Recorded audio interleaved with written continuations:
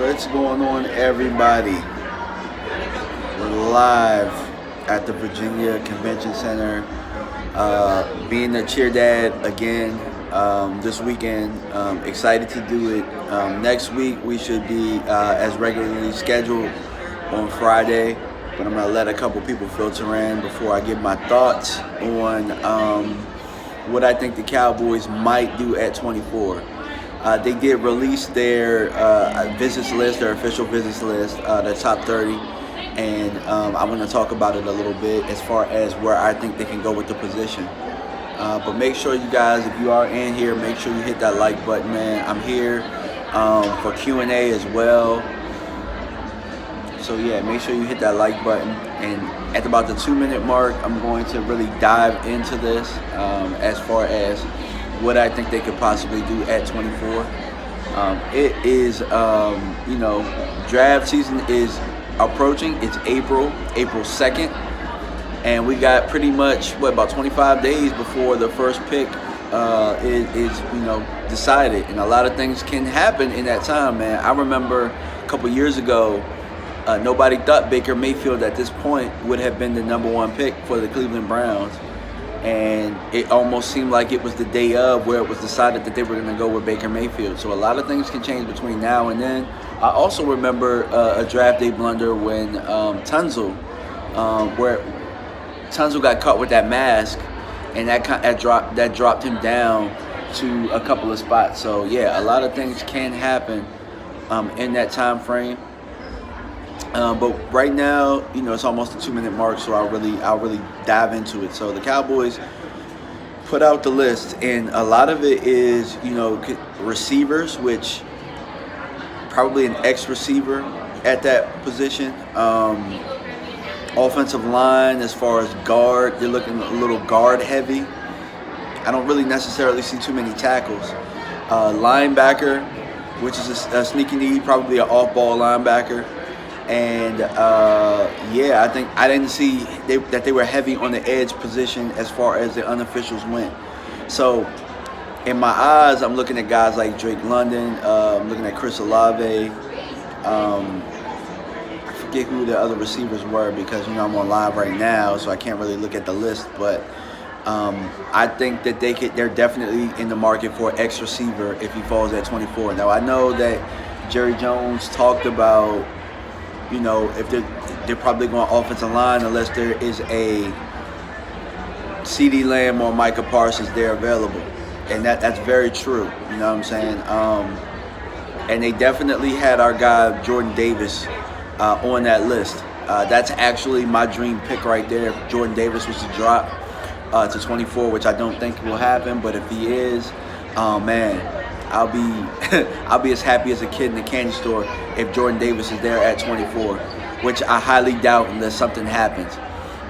Treylon Burks was not on the list, I don't believe, but that's somebody that a lot of people have tied to the Cowboys, and obviously, with John Stephen Jones being there, they probably don't have to do as much due diligence on him as they need to because they've probably been doing unofficial due diligence on him anyway. And what better way to get a lot of the secrets and a lot of the kinks out than to have the grandson and son really give you that information and get that information for you. So don't necessarily count him out at number 24 as far as a guy that they are considering there.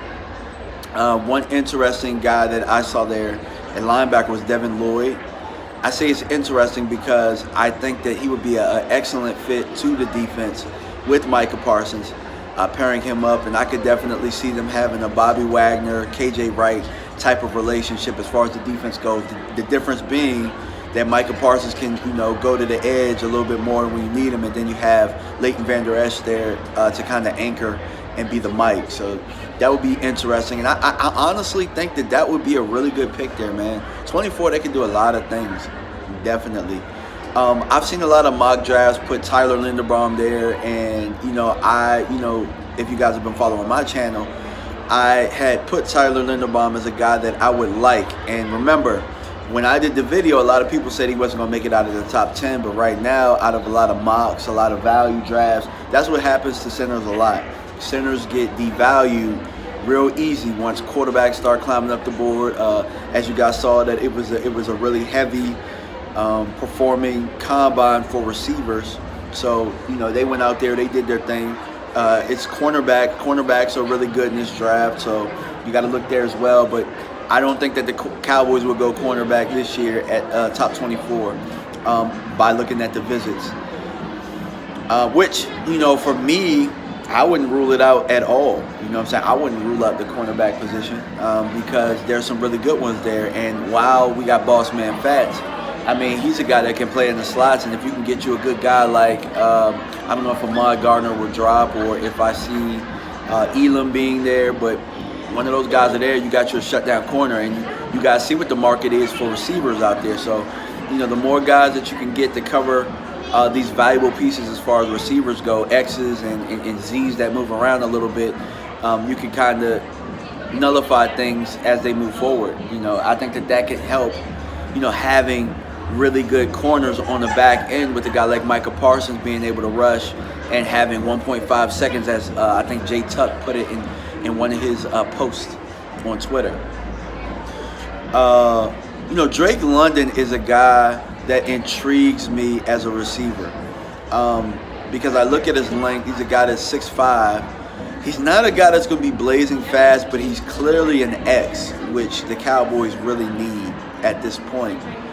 He's a big target. He's a guy that you can throw back shoulder fades to, and he could be somebody that could help down the line. And also recognize he being a rookie contract, you can move CD around a little bit. And with Michael Gallup being a guy that is probably not going to be back for half the year, I don't believe the Cowboys when they tell you he's going to be ready for week 1 or week 3 or whatnot. They suck at being able to diagnose these things. The Joneses obviously aren't doctors, but what they want you to do is to have this hope that these guys are going to come back fast and be ready fast. They've done it with D-Law for so many years that, at this point you can kind of read through it when they're BSing you at this point. So X receiver is something that is very important at this juncture for this team. You know what I'm saying? Drake London is somebody that is on my radar right now as somebody that could be really good there because, as I talked about, he gives me Mike Evans vibes with the target, with that being such a big target, a guy that can break tackles, a guy that is a possession chain mover. Runs really good routes. As far as I can see, he's not somebody that's going to run like Amari Cooper routes or he's going to be super crisp, but he gets to the spots that he's supposed to get to. And being that big, being that tall, being that physically imposing, he's a guy that can win a lot of 50-50 footballs for you, and he makes a lot of contested catches as well. So watch out for Drake London. He's actually on the list for the Cowboys, and we know that the Cowboys love size. They love measurables, you know what I'm saying? So he's somebody that you could look at and say, okay, I'm not mad at that move, you know what I'm saying? Like Treylon Burks is that as well, but I don't think he's as big, as physically imposing as Drake London is, you know what I'm saying? Drake is somebody you guys definitely should look into. As far as outside of 24, there's a tight end that the Cowboys have been very interested in that they could get in the later rounds. So Jelani Woods, and I had an opportunity to really look at his tape yesterday. That's somebody that I want on my football team. I do like my guy Trey. I like my guy Trey out of, I think, Colorado State. But if I can't get him, Jelani Woods is a huge, physically imposing tight end that can break tackles, that can find holes in the zone, that makes contested catches. He's a guy that you could groom to be your future guy. You know what I'm saying? I have to see what he can do in the blocking game, but being that big and that physical, I can't imagine that a tight end coach can't make him what you want him to be. Guy in a play action game, a guy that can, take some quick outs and break a couple tackles. I really like his physicality, and I like the way that he can get open. I'm not sure why so many more scouts aren't talking about him. It could be the fact that he was at UVA, so UVA isn't really, that's not a school that you're gonna go to and look for your formula type of prototypical pro football players, because let's be honest, UVA players really, for the most part, aren't really known as far as being around the league and being guys that make super impacts. Juan Thornhill was a guy, that kind of stuck out like a sore thumb. That's why when he was, there, it was like, we're not used to seeing UVA guys being able to dominate like that. So, and Jelani Woods probably falls in that boat, I think. But, I mean, one could say, Trey out of Colorado State, falls in that same, same boat mode, you know what I'm saying? But, I really like him. I like Jelani Woods, man, so watch out for him. What's going on, D's? What's going on, D-Coop, the man? What's going on, man? Appreciate you, man, all the support, man. I look forward to you starting to do some videos, my man. Let me know when you start doing it, because you're very educated on what you talk about. You know what I mean? But at 24, like I talked about, guys, I see receiver, linebacker, offensive lineman, and linebacker, off the ball linebacker being what I can narrow it down to. You know what I'm saying? That's where I can narrow it down to as far as where I think the Cowboys will go. They haven't really put out a hot list yet of guys that they're really narrowing down or how the draft is going to play out. But what I'm interested in seeing is when the draft board falls, who are the guys that it's like, if that guy falls, that's who I'm taking when he falls here. Jordan Davis, I think that they're preparing for that, so he's on the list. And like I talked about, I would love for that to happen. But, I'm getting ready to go, guys. I'm probably going to do another live video later on today. Like I told you guys, I'm out at a cheer convention for my daughter. So I'm getting ready to take my energy over there and, be the supportive dad that you guys know that I am. But next week, like I said, Friday, we're on 10 p.m. Eastern time. I'm going to definitely do a show. And, we're going to get things back on track. You know what I'm saying? What's going on, Sugar Daddy Williams? What's going on?